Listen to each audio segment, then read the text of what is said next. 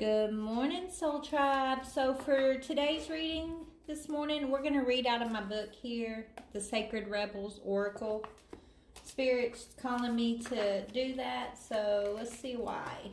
All right, Spirit, why are you showing me this deck? What information would you like me to read into for the collective? Who this message is for, please and thank you, Most High. Okay. Big, bold vision. Wow. Number 15, big, bold vision. Let's read about it. Let's read about it. Okay. Big, bold vision. You were not born to play a small role in life. You have the ability to dream big, even if you have absolutely no idea about how your vision can come to pass or what the details may look like. You can access the heart and guts of a vision by tapping into your wildest dreams and surrendering attachment to exactly how it will all work out. The details are up to the creative genius of the universe. You are an active, contributing participant, but not the sole player in your life's journey. There is something, a vision or an idea, that is coming to you. You may worry that it's too much for you, but don't worry.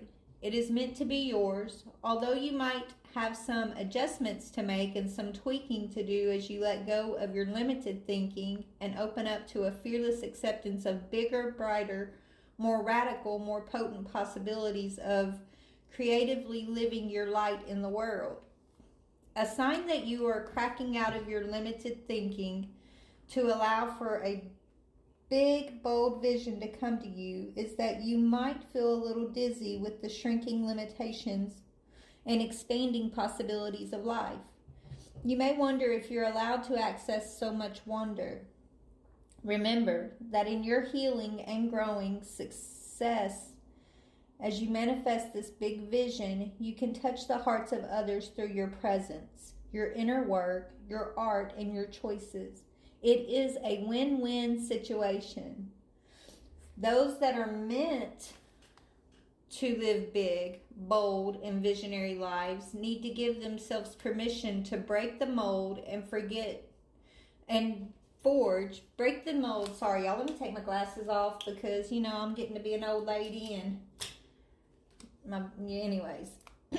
Break the mold and forge newer, more expansive perspectives of what is possible, what is permitted, and what is of service.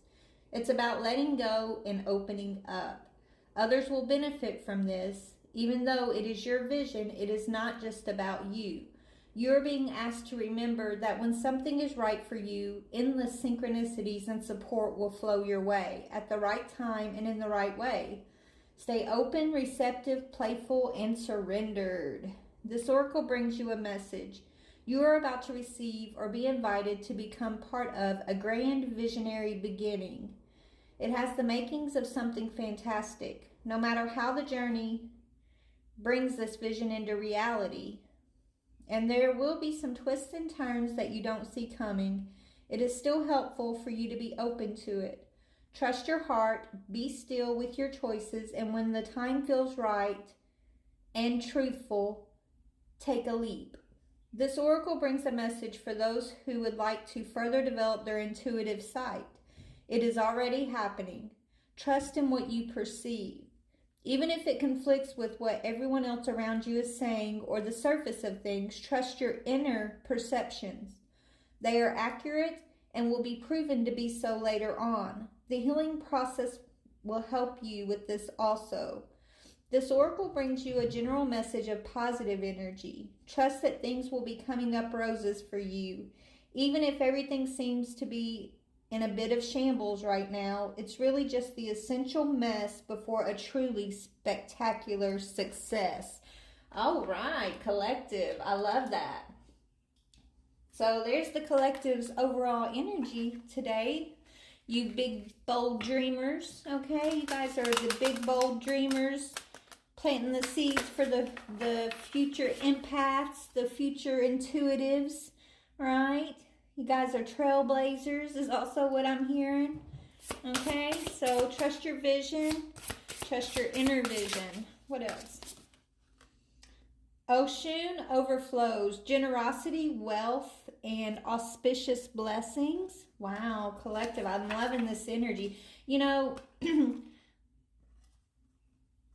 even when things seem like they're in shambles, especially when things seem like they're in shambles, right?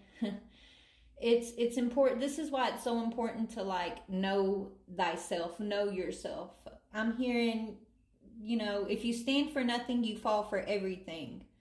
And I think a lot of our dark night of the souls, a lot of these spiritual warfares that we've gone through, a lot of the having to lift the veil and see the truth behind certain relationships we've been in, it's all par for the course. It's all been your training, right? It's if we look at it, if we come out of the victim mentality of this happened to me or that happened to me or I was being, attacked spiritually, and all these things are true. Like your experience is your valid truth, right? It's your experience, your truth. But if we switch our perception of this thing or that thing happened to me or this person attacked me or, even though that may be true, our internal dialogue about these things, we can take our power back by saying, what is this teaching me? Or look how strong I am. Or why is spirit allowing certain things on my path? What is it that I'm going to gain from this? Because every experience that you have is meant to be for your gain. It's meant to be for your good. All things work together for good, okay? But it's important on what our internal dialogue, what we tell ourselves about these experiences, okay? That's important because it either keeps you in this perpetual cycle of feeling victimized by these circumstances, right? Or you take your power back and you literally gain from it. You're no longer taking losses from the experience, but you have a mindset, a perspective of seeing deeper into the experience and coming up with insight or coming up with a deeper understanding of yourself or the world around you or your gifts or the people that you've been in relationship with. There's always something deeper that you can take from it, but it comes down to mindset. It comes down to the inner dialogue that you have within yourself, okay? And we got Oshun, the healing sage. Restoration, compassion, wounded healer. We are the wounded healers, okay? You can't heal a wound if you haven't experienced a wound, right? Like that's another thing Spirit has told me when I'm out, when I've asked the divine about certain things I've gone through. It was so that I could become more compassionate, more empathetic, more aware of the wound, okay? You can't heal something that you don't understand or that you haven't experienced. It's hard to be empathetic or compassionate with another's experience if you only have book understanding of it, right? Like we all need real life experience to be able to relate to another. So if you're a healer, then the wounded healer is necessary. Your wounding, I know this sounds crazy, right? But if without your wound, how are you going to heal yourself or even be healing for others? Does that make sense? Oshun tears, but it was in reverse. So we've got grief, loss, and heartbreak in reverse.